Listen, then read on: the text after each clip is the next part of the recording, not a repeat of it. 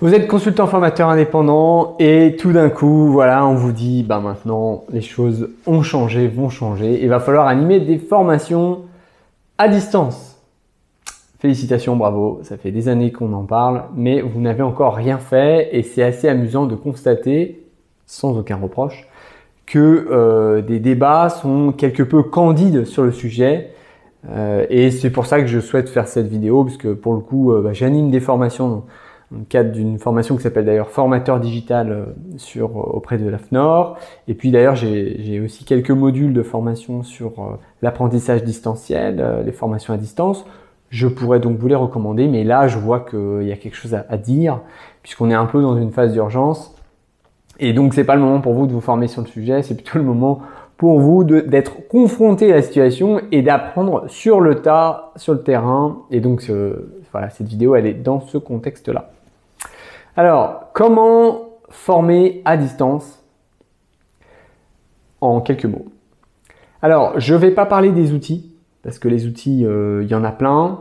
Et cette vidéo sera probablement intégrée dans un article, donc il y aura la liste des outils. Moi, j'utilise beaucoup un outil qui s'appelle Zoom, zoom.us.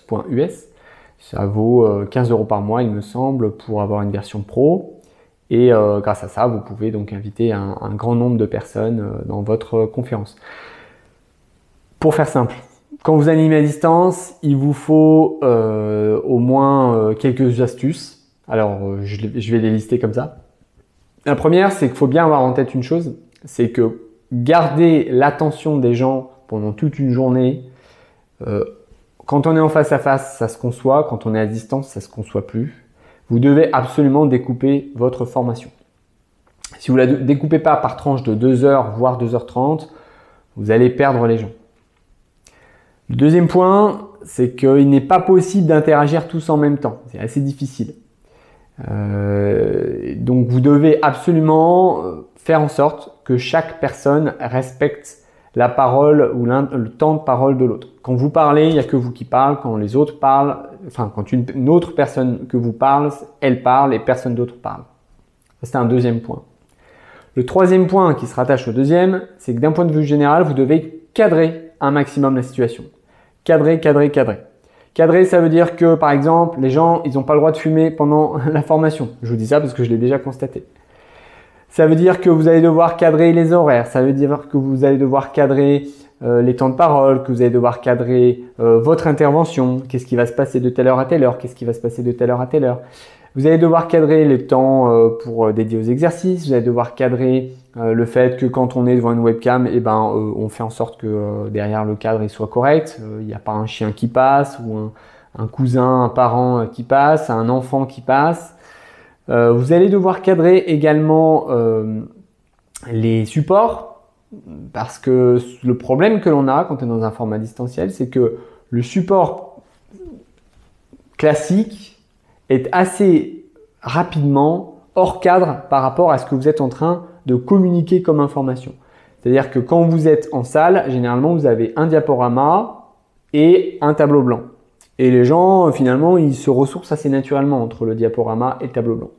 Quand vous êtes à distance, vous avez un diaporama que les gens consultent plus ou moins en même temps que vous le diffusez, et puis un tableau blanc, mais qui est un fichier partagé et que vous pouvez utiliser par exemple avec Google Documents.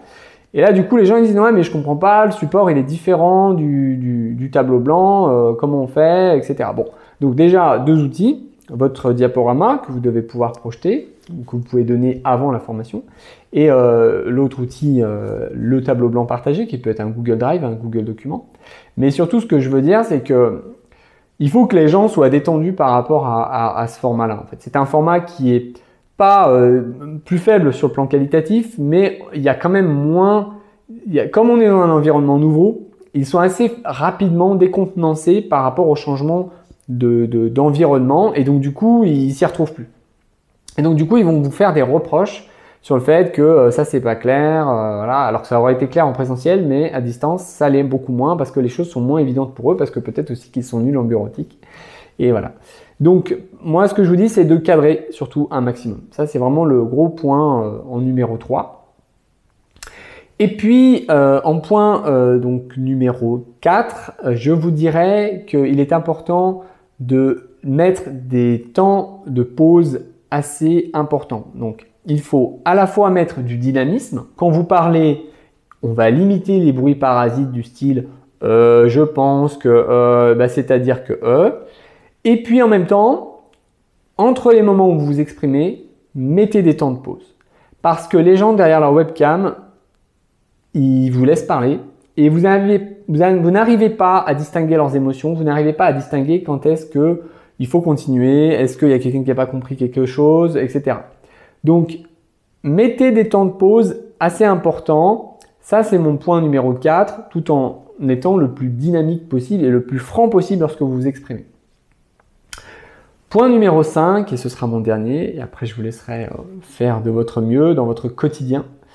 Je pense qu'il est également important de mettre en place un dossier partagé, c'est-à-dire un dossier Dropbox par exemple, et que vous leur donniez accès dès le départ à ce dossier Dropbox. Et dans ce dossier, vous allez mettre, au fur et à mesure que la formation avance, des fichiers. Et du coup, vous n'aurez pas besoin de leur renvoyer chaque fichier un à un par email, etc.